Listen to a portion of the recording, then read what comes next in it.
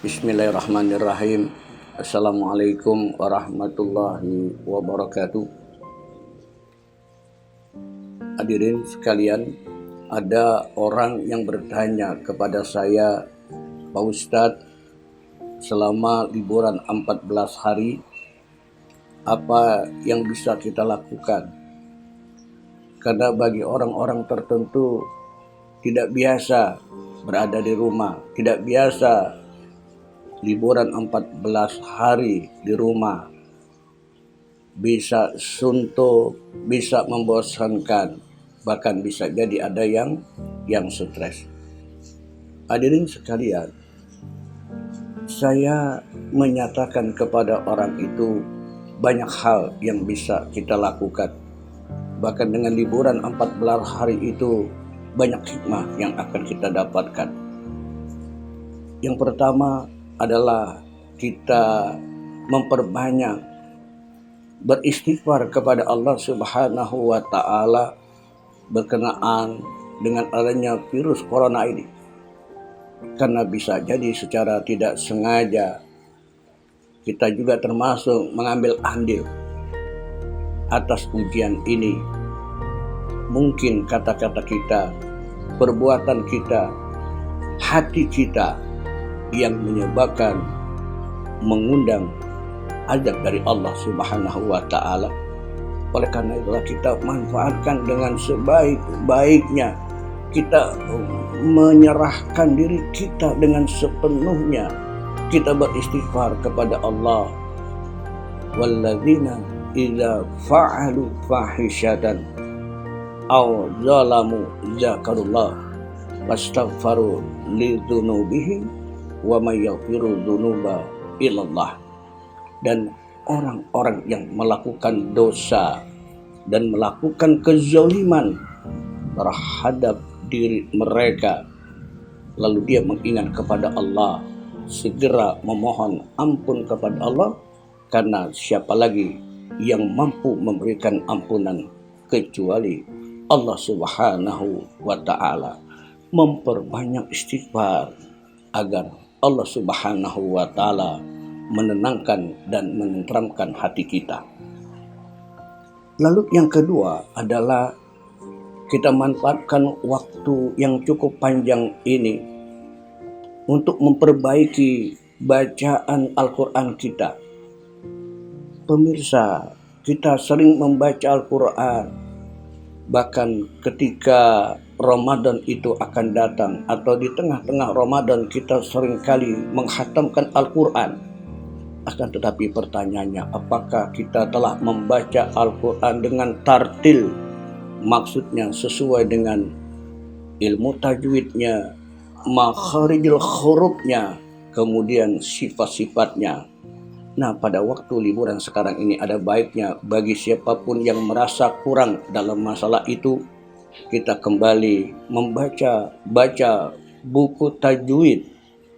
Kita rapikan makharijul huruf kita, kemudian kita memperhatikan sifat huruf kita. Kita dengarkan para ustadz, para syekh yang ahli di dalam membaca Al-Quran, sehingga dengan demikian kita akan memperbaiki bacaan kita yang lalu akan bertambah lebih baik di saat sekarang ini.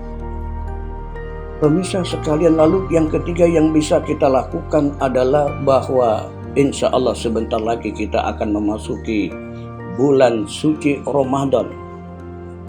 Maka tentunya kita tidak menginginkan Ramadan yang lalu sama dengan Ramadan yang akan datang. Tetapi kewajiban bagi kita adalah untuk meningkatkan kualitas Ramadan itu.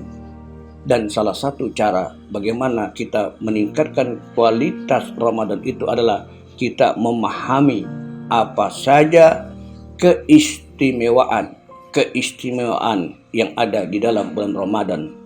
Ibadah-ibadah mana yang produktif, ibadah-ibadah mana yang bernilai ganda di sisi Allah Subhanahu wa Ta'ala.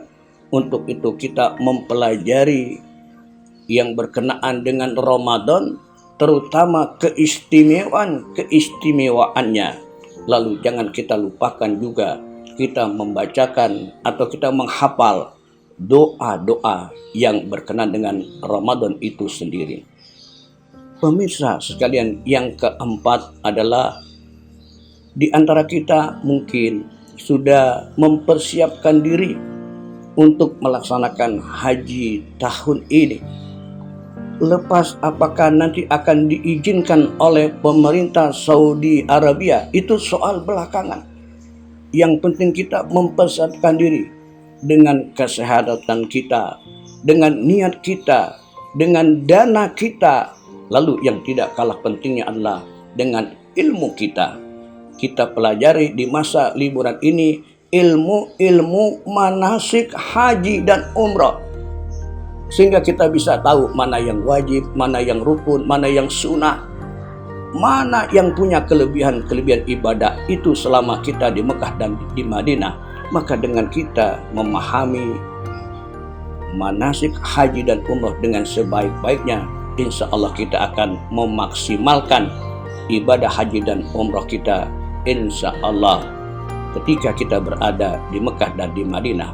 Lalu yang terakhir, yang kelima adalah dalam situasi liburan kali ini, di tengah bangsa kita menghadapi musibah yang sangat mencekam ini, kalaulah Allah memberikan kepada kita rezeki yang lebih, maka kita keluarkan, kita berbagi sebagian rezeki yang kita miliki untuk keluarga dekat kita, untuk teman kita, untuk kerabat kita, untuk tetangga kita yang memang dalam kondisi ini sangat membutuhkan sekali.